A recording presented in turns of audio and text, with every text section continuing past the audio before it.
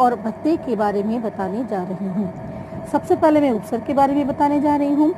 उपसर्ग और प्रत्यय सबसे पहले है क्या? उपसर्ग और प्रत्यय में सबसे पहले मैं आपको ये बताऊंगी कि उपसर्ग और कुछ नहीं, वो शब्द नहीं, शब्दांश है। ठीक है, आप तो शब्दों को जानते हैं, वर्णों के समूह, वर्णों के सार्थक समूह को हम शब्द कहते हैं। उपसर्ग शब्द तो नहीं है, लेकिन शब्द का अंश है, शब्दांश है। उपसर्ग और प्रत्यय में हमें सबसे पहले ये जानना है कि ये है क्या। तो इस दृष्टि से इसे हम शब्द तो नहीं कह सकते, लेकिन ये शब्दांश है। और ये ऐसा शब्दांश है जो मूल शब्द के आगे लगता है।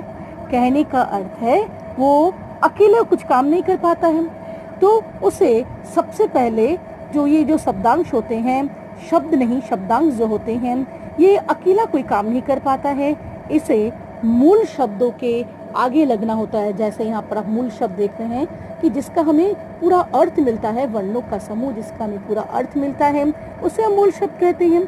जैसे यहाँ पे वन, मान, डर, ये सारे मूल शब्द हैं।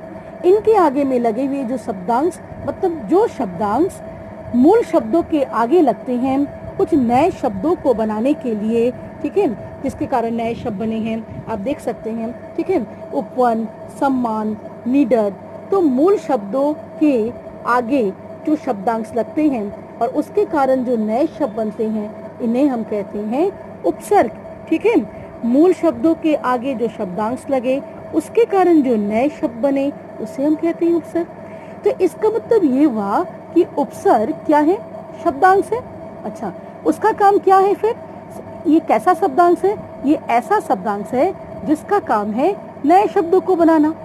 तो फिर हम ये समझ पाए कि उपसर्ग वे शब्दांश, जो शब्दांश शब्दों से पहले जुड़कर उनके अर्थ में विशेषता या परिवर्तन ला देते हैं तथा नए शब्दों का निर्माण करते हैं, उपसर्ग कहलाते हैं। इसका मतलब क्या हुआ कि उपसर्ग क्या है? उपसर्ग वो शब्दांश है जो पहले जुड़कर, शब्दों के पहले जुड़कर उनके अर्थ में विशेषता लाते हैं या परिवर्तन ला देते हैं तथा नए शब्द का निर्माण करते हैं, उन्हें हम उपसर्ग कहते हैं। कहने का अर्थ हुआ ये जो शब्दांश है, ये शब्दांश मूल शब्द के आगे में लगता है। इसका एक अर्थ होता है, मूल शब्द के आगे जैसे ये शब्दांश लगते हैं, इन शब्दांशों के लगते ही मूल शब्द के अर्थ में या तो एकदम से परिवर्तन आ जाएगा, मतलब बिल्कुल ऑपोजिट हो जाएगा अर्थ, ठीक है, या फिर इसके जो भी अर्थ होता है उसके अर्थ में विशेषता आ जाएगा। मतलब इस मूल शब्द के आगे जैसे ये शब्दांश लग गया, उपसर्ग लग गया, तो जो नया शब्द बना, ठीक है, नया शब्द जो बनता है वहाँ हम देखते हैं कि मूल शब्द के अर्थ में या तो एकदम परिवर्तन आ गया या फिर मूल शब्द का अर्थ में विशेषता आ गया। ठीक है, तो अब जरा देख लिया जाए, उसे हम उपसर्ग कहते हैं, इतना आप समझ चुके होंगे। अब जरा देख लिया जाए कि यहाँ पर कौन कौन से, जैसे कुछ उदाहरण मैं यहाँ पे दिखा रही हूँ। जैसे यहाँ पे मूल शब्द वन, मान, डर है, इन मूल शब्दों के आगे उप शब्दांश, सम शब्दांश और नी शब्दांश, उन शब्दांश लगा है जिनके कारण कुछ नए शब्द बने हैं। उपवन, सम्मान, निडर, 29। आप देख सकते हैं ये जो नए शब्द बने हैं, इन नए शब्दों के, ठीक है, जैसे वन का अर्थ होता है जंगल, लेकिन उप शब्दांश के लग जाने से, उपसर्ग के लग जाने से नया शब्द उपवन बना जिसका अर्थ होता है बगीचा। तो कहने का अर्थ है शब्द के अर्थ में हम परिवर्तन देखते हैं। ठीक है, मूल शब्द वन, उसका अर्थ होता है जंगल, जहाँ उपसर्ग के लग जाने से नया शब्द बना उपवन। तो अब हम देखते हैं कि नए शब्द के मूल शब्द में परिवर्तन आ गया, तभी तो उपवन का अर्थ होता है, उपवन का अर्थ बगीचा होता है। मतलब अब मूल शब्द का अर्थ में परिवर्तन, इस समय हम कहेंगे पूरे शब्द में, ठीक है, पूरे शब्द के कारण अर्थ आता है। तो उपवन का अर्थ होता है बगीचा, तो अब मूल शब्द का वो अर्थ नहीं रहा जो पहले था, मतलब इसमें अर्थ में परिवर्तन हुआ है। सम शब्दांश उपसर्ग के लगने से मान के आगे नया शब्द बना सम्मान। मान का अर्थ भी हमें, मान का अर्थ वैल्यू है, मान का अर्थ हम किसी को हम मान देते हैं, किसी को हम रिस्पेक्ट देते हैं, तो सम्मान। तो वही मान सम के लग जाने से अर्थ में बहुत ज़्यादा परिवर्तन नहीं होता है, लेकिन विशेषता आ जाता है, मतलब हम बहुत ज़्यादा हम मान देते हैं किसी को, हम रेस्पेक्ट देते हैं किसी को, जिसको हम वैल्यू देते थे, अब हम उसे हम रेस्पेक्ट तक ले जा रहे हैं, मतलब विशेषता आ गया। ठीक है, अर्थ में परिवर्तन तो नहीं हुआ लेकिन अर्थ में विशेषता आ गया। ठीक है, तो नए शब्द में हम देखेंगे मूल शब्द का जो अर्थ रहता है, ठीक है, मूल शब्द के अर्थ में क्या होता है, या तो विशेषता आता है या परिवर्तन हो जाता है उपसर्ग के लगने के कारण। डर, डर का मतलब होता है भय। ठीक है, डर का अर्थ होता है भय, जो डरता है। ठीक है, इसी डर के आगे जब मूल शब्द तो डर है, उसके आगे जब नी उपसर्ग, ठीक है, या फिर नी शब्दांश लग जाता है तो जो नया शब्द बना निडर, यहाँ पर हम देखते हैं कि अर्थ में बिल्कुल परिवर्तन हो गया, अर्थ एकदम बदल गया। ठीक है, मूल शब्द का अर्थ अब बदल गया है, निडर। ठीक है, निडर का अर्थ होता है, निडर का अर्थ होता है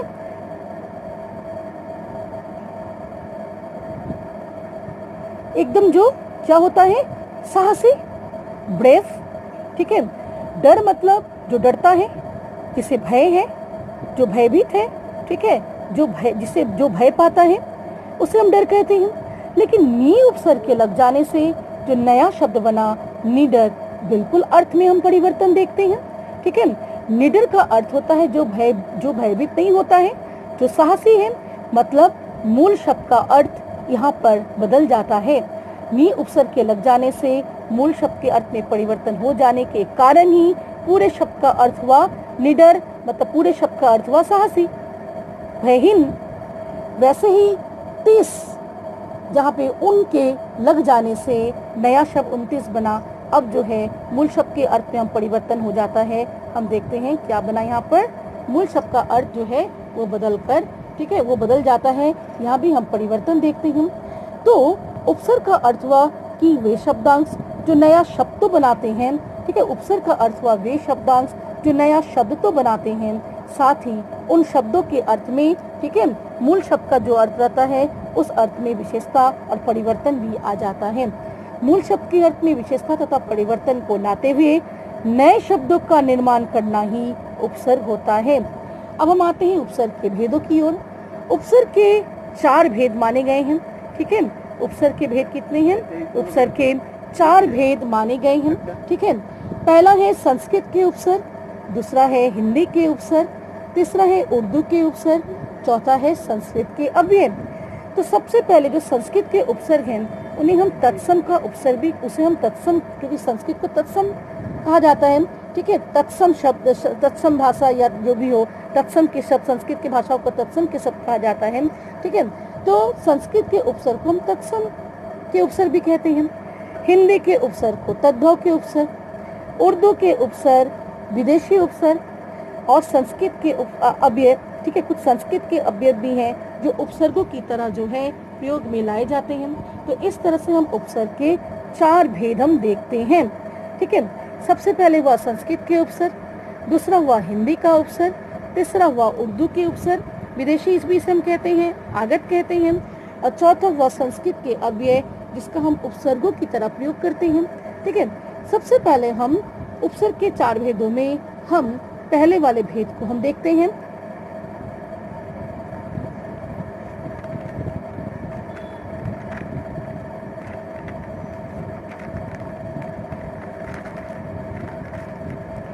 सबसे पहले हम तत्सम के उपसर्गों की ओर हम ध्यान देते हैं। तत्सम का उपसर्ग है क्या? आप इतना तो समझ चुके हैं, उपसर्ग माने शब्दांश। अब हमें देखना है ये तत्सम का उपसर्ग क्या है। ठीक है, किसे हम तत्सम के उपसर्ग कहते हैं? तो अब हम देखते हैं तत्सम के उपसर्ग। तत्सम अर्थात संस्कृत के उपसर्ग वे शब्दांश किसे कहते हैं, पहले हमें ये देखना जरूरी है। तो वे शब्दांश जो संस्कृत भाषा से अपने मूल रूप में आकर हिंदी में प्रयुक्त होते हैं वे तत्सम या संस्कृत के उपसर्ग कहलाते हैं। मतलब एकदम डायरेक्ट जो संस्कृत भाषा से बिने बदले, बिने परिवर्तित हुए हूबहू संस्कृत भाषा के शब्दांश आकर हिंदी में प्रयुक्त होते हैं, मतलब हिंदी में प्रयोग में आते हैं, उसे हम तत्सम या संस्कृत के उपसर्ग कहते हैं। ठीक है, तो ऐसे शब्दांश जो संस्कृत भाषा के हैं और डायरेक्टली बिल्कुल सीधे बिने बदले संस्कृत भाषा से आकर हिंदी भाषा में प्रयुक्त होने लगते हैं, उसे हम संस्कृत के उपसर्ग या तत्सम उपसर्ग कहते हैं। वैसे उपसर्ग होते हैं अ, औ, अनु, अप, ठीक है, उप, उत, दूर, दुस, निस, निर, प्र, पड़ा, सु, सम, सत, वी, ठीक है, ऐसे और हैं, ठीक है। तो इस तरह के जो हैं, इस तरह के जो जो सीधे संस्कृत से आए हैं ऐसे शब्दांश जो संस्कृत भाषा से बिने बदले, बिने परिवर्तित हुए हिंदी में आकर प्रयुक्त होते हैं, उन्हें हम कहते हैं तत्सम के उपसर्ग। ये सारे आपके तत्सम के उपसर्ग हुए। कुछ तत्सम के शब्दांशों मतलब संस्कृत उपसर्गों से नए शब्दों का निर्माण, ठीक है। तत्सम के उपसर्ग मतलब संस्कृत के उपसर्ग। उपसर्ग है माने ये मूल शब्द के आगे लगेगा। उपसर्ग का काम हमेशा मूल शब्द के आगे लगना होता है। जो भी नया शब्द बनेगा वो मूल शब्द के आगे उपसर्गों के लगने के बाद ही बनेगा, ठीक है। उपसर्ग के कारण अगर नए शब्द बन रहा है तो हमेशा वो मूल शब्द के आगे ही लगेगा।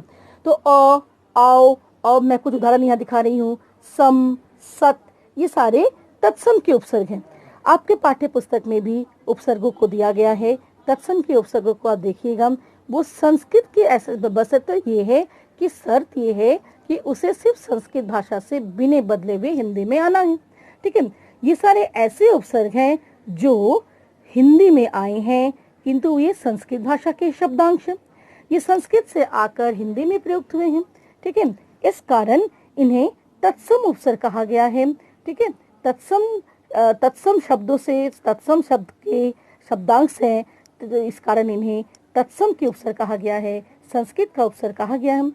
इनसे बनने वाले जो नए शब्द हैं ये उन्हें हम देखेंगे, जैसे कि अ के साथ मूल शब्द ज्ञान मतलब ज्ञान के पूर्व अ उपसर्ग के जुड़ने से नया शब्द बना अज्ञान, ठीक है।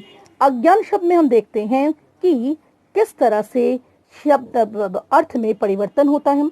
मूल शब्द ज्ञान का अर्थ होता है नॉलेज, ठीक है। ज्ञान माने नॉलेज, ज्ञान माने जो जानता है, जिसके पास ज्ञान है, जिसके पास कुछ भी कोई भी मतलब विषय है, कोई वस्तु है, ठीक है, जानकारी है, उसे हम ज्ञान कहते हैं। विषय या वस्तु से संबंधित जानकारी ही ज्ञान होता है। लेकिन अ के लग जाने से ज्ञान का अर्थ जहाँ जानकारी है, ज्ञान का अर्थ जहाँ नॉलेज है, अ के लग जाने से एकदम नए शब्द का अर्थ बदल गया, मतलब मूल शब्द का अर्थ बदला तभी नए शब्द का अर्थ बदला, ठीक है। तो अ के लग जाने से अ का, हालांकि अ का अर्थ निषेधात्मक है, मतलब नहीं के अर्थ में है। यही कारण है कि अज्ञान जब बन जाता है तो मूल शब्द का अर्थ भी बदल जाता है। इस न वाले इस निषेधात्मक शब्दांश के जुड़ जाने से मूल शब्द के आगे इस निषेधात्मक शब्दांश के जुड़ जाने से नए शब्द जो है उसके अर्थ में परिवर्तन हो जाता है, ठीक है। ज्ञान का अर्थ जहाँ नॉलेज है, अज्ञान का अर्थ वहाँ पर अज्ञान, इसे कुछ नहीं आता है, जो कुछ नहीं जानता है।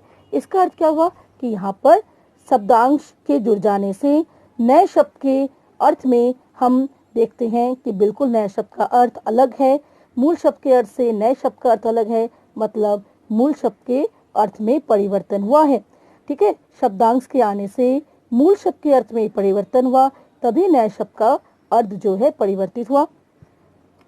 आ मूल शब्द है जन्म। जन्म मतलब होता है जन्म लेना, ठीक है। इंग्लिश में हम कहते हैं बर्थ, ठीक है, जन्म लेना, ठीक है। उत्पत्ति, जन्म बोलो, उत्पत्ति बोलो, ठीक है।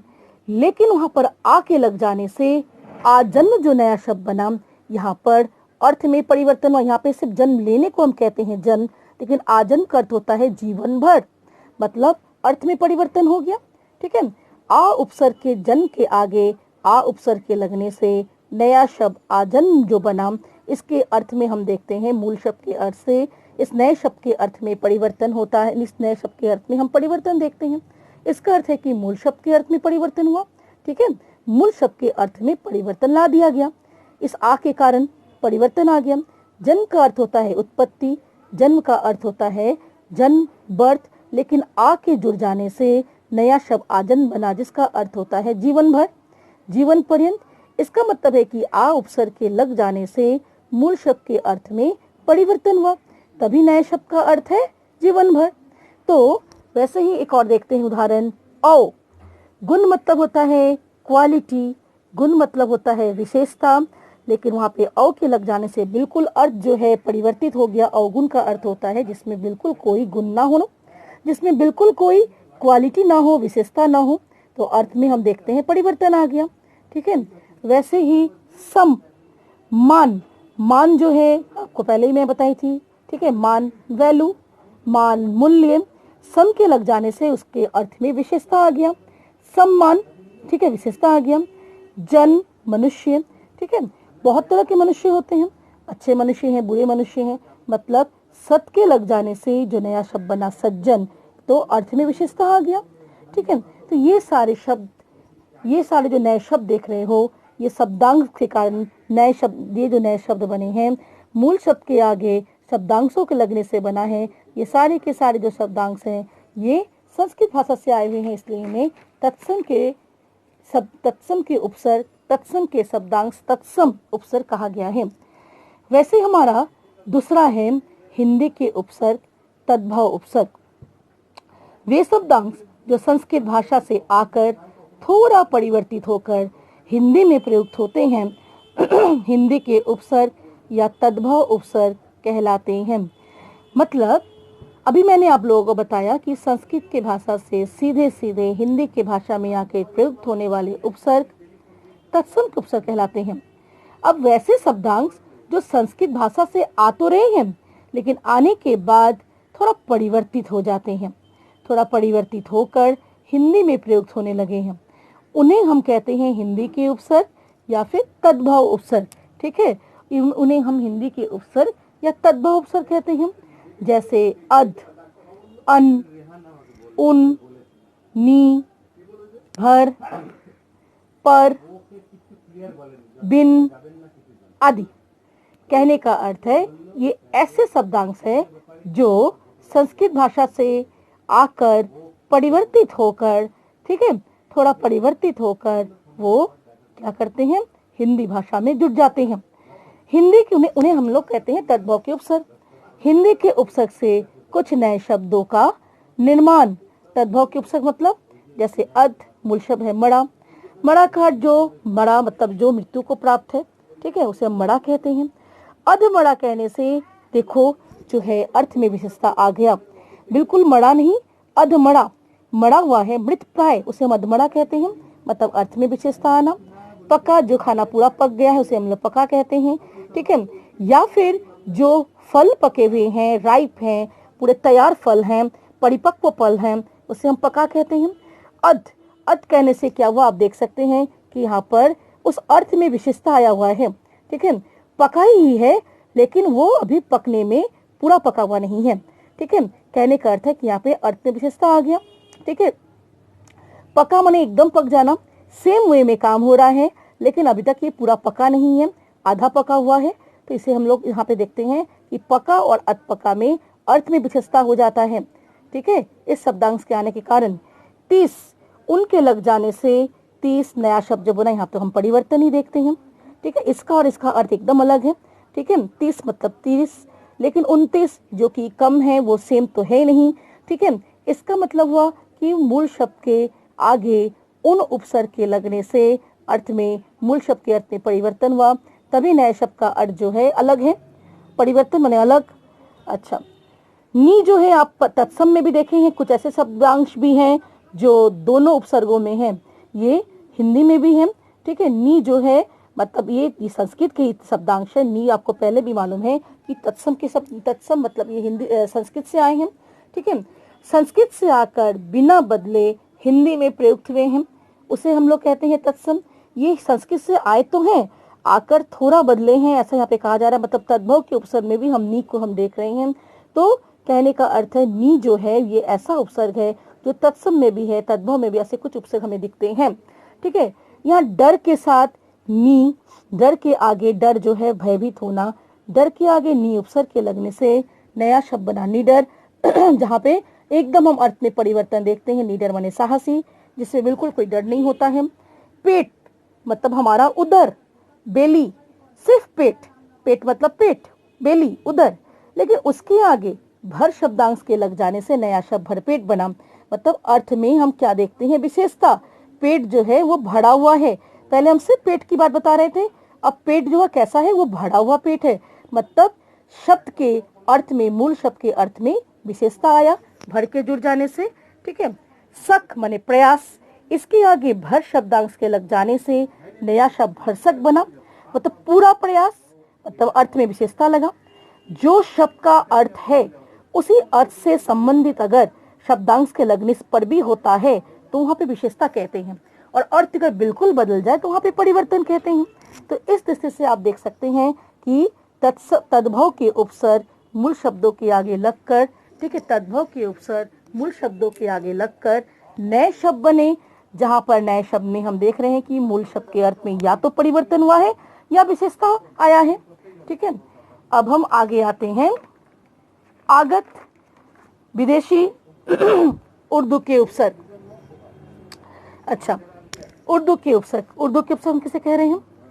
वे शब्दांशों को जो उर्दू, अरबी तथा फारसी भाषाओं से आकर हिंदी भाषा में प्रयुक्त हुए हैं, उर्दू के उपसर्ग, वे उर्दू के उपसर्ग कहलाते हैं। तो उर्दू के उपसर्ग क्या हुए?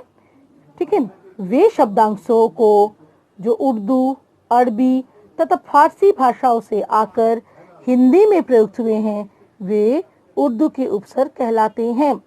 जैसे कम, खुश, बे, बा उर्दू के उपसर्गों से, ठीक है, के कुछ नए शब्दों का उदाहरण यहाँ पे उर्दू के उपसर्ग बताया गया है, थोड़ा देख लिया जाए वो क्या क्या है उर्दू के उपसर्ग।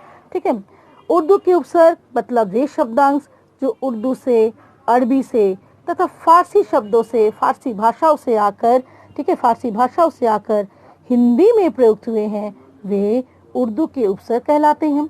जैसे कम, खुश, बे, बा, बद आदि। यहाँ पे और आएगा हम, गैर, ला, इस तरह से। ठीक है, आदि इसलिए मैंने लिख दिया है कि ये यहीं पे खत्म नहीं है, अभी और भी है। ठीक है, कुछ हम विदेशी या उर्दू के उपसर्गों से नए शब्दों का हम उदाहरण देखते हैं। जैसे उर्दू के उपसर्ग, मूल शब्द के आगे उर्दू के उपसर्ग लगेंगे। मूल शब्द है जोड़, जोड़ माने ताकत, उसके आगे अगर हम कम लगा देते हैं, नया शब्द कमजोर बनता है। आप देख सकते हैं बिल्कुल अर्थ बदल जाता है। ठीक है, जोर माने ताकत, कमजोर मतलब, ठीक है, और जो है एकदम बदल गया, मतलब जो नहीं, यहाँ पे मुझे लगता है परिवर्तन नहीं, यहाँ विशेषता हो जा रहा है। जोड़ी है, ताकत है, कम ताकत है, तो मुझे लगता है यहाँ पर ये परिवर्तन गलत होगा, यहाँ पर सही रहेगा विशेषता। ठीक है, तो यहाँ पर हम देखते हैं कि विशेषता आया है, विशेषता आया है। तो जोर का मतलब है ताकत, कम के लग जाने से कम ताकत, ऐसा ही हो रहा है, तो यहाँ पर विशेषता आ रहा है। कमजोर जो नया शब्द है, यहाँ पे विशेषता आ रहा है। किस्मत, देखिए किस्मत का अर्थ होता है भाग्य, लेकिन वहाँ पे खुश के लग जाने से अच्छी किस्मत, हम देख रहे हैं कि शब्द के अर्थ में, मूल शब्द के अर्थ में विशेषता आया है। खुश के लग जाने से मूल शब्द के अर्थ में विशेषता आया है, और हो जाता है क्या? खुशकिस्मत, मतलब जो है अच्छी भाग्य। अच्छा, दम, दम माने ताकत, बे के लग जाने से बेदम। ठीक है, यहाँ पर लेकिन परिवर्तन हो रहा है। ठीक है, ताकत, दम के लग जाने से दम है, दम के आगे बे के लग जाने से बेदम, बिल्कुल अलग, जो बिल्कुल ताकत नहीं है, यहाँ पे परिवर्तन हो गया मूल शब्द के अर्थ में। कायदा, कायदे का अर्थ होता है जो तरकीब से चलता है, जो नियम से चलता है, उसे हम कायदा कहते हैं। बाकायदा, कायदे के अनुसार, मतलब अर्थ में विशेषता आया। कायदा मतलब होता है तरकीब, कायदा मतलब होता है तरीका, लेकिन बा के लग जाने से कायदे के अनुसार, मतलब इसके अर्थ में हम विशेषता को ला देते हैं। ठीक है, ये बा उपसर्ग के लग जाने से नए शब्द बाकायदा बना, जिसके अर्थ में विशेषता आया। ठीक है, तो इस तरह से हम यहाँ पर 3 उपसर्गों को आज देखें, जिसमें आप देखें तत्सम के उपसर्ग, तद्भव के उपसर्ग और उर्दू के उपसर्ग अर्थात विदेशी उपसर्ग। इन उपसर्गों का काम है मूल शब्द के आगे लगना और मूल शब्द के आगे लगकर नए नए शब्दों का निर्माण करना। जो नए शब्द बन रहे हैं उन शब्दों में हम देखते हैं कि मूल शब्द के अर्थ में या तो विशेषता आ रहे हैं या फिर परिवर्तन हो रहे हैं। अर्थ जब मूल शब्द का बिल्कुल बदल जाता है, नए शब्द में अगर नए शब्द का अर्थ जब बिल्कुल मूल शब्द से बदल जाता है, उसका अर्थ होता है कि मूल शब्द के अर्थ में परिवर्तन आया। ठीक है, नए शब्द के अर्थ में अगर मूल शब्द के अर्थ से थोड़ी हम विशेषता को आते हुए देखते हैं, तो इसका अर्थ हुआ कि मूल शब्द के अर्थ में विशेषता आया। ठीक है, नए शब्द का निर्माण करना उपसर्ग का काम है, और इस तरह से हम 3 उपसर्गों को देखें, तत्सम, तद्भव और उर्दू के उपसर्ग। एक और तरह का उपसर्ग है जिसे हम कहते हैं, जो उपसर्गों की तरह प्रयोग होता है, एक और तरह का उपसर्ग, उसे संस्कृत के अव्यय, जो हम अगली कक्षा में पढ़ेंगे, अगली वीडियो में मैं उनके बारे में बताऊंगी। अभी आप इन तीनों उपसर्गों पर आधारित कुछ होमवर्क, कुछ गृह कार्य को आप कीजिएगा, ताकि आप जो भी सीखे उसे आप अच्छी तरह से उसका आप अच्छी तरह से उपयोग कर सकें। नीचे दिए गए उपसर्गों से नए शब्द बनाइए। आपको यहाँ पर उप, सम, अधि, औ, सु, उन, पर, बद, कम, निस, कुछ शब्दांश यहाँ पर दिए गए हैं। ये सारे उपसर्ग हैं, अर्थात ये नए शब्द बनाएंगे, और ये उपसर्ग है मतलब ये मूल शब्द के आगे जुड़ेंगे और नए शब्द बनाएंगे। उसके बाद आपको देखना है कि ये परिवर्तन ला रहे हैं, नए शब्द मतलब नए मूल शब्द में परिवर्तन लाए हैं कि नहीं, और विशेषता लाए हैं कि नहीं, क्या लाए हैं आपको देखना है। साथ ही आपको इन उपसर्गों के भेदों को भी लिखना है। इन्हें आप करके आप मुझे ये आप बताते रहिए, आप मुझे देते रहिएगा। इन्हें आप अवश्य अपने कॉपी में कीजिए। ये आपके गृह कार्य के रूप में आपको दिए जा रहे हैं। इन गृह कार्यों को करने से आपका जो ज्ञान है वो सच में विस्तृत होगा, आप अपने को तैयार कर पाएंगे। तो इन्हें आप अवश्य कीजिए। अगले वीडियो तक के लिए मैं आपसे विदा लेती हूँ, और इन उपसर्गों का आप अवश्य भेद लिखिएगा। तो आज मैं यहीं तक कर रही हूँ। मैं अपने अगले वीडियो में संस्कृत के अवयव को दिखाऊंगी, जो इसका प्रयोग उपसर्ग की तरह होता है। आज यहीं तक। ठीक है छात्रगण, ठीक है स्टूडेंट्स, मैं अपना इस वीडियो को यहीं ख़त्म करती हूँ। धन्यवाद स्टूडेंट्स।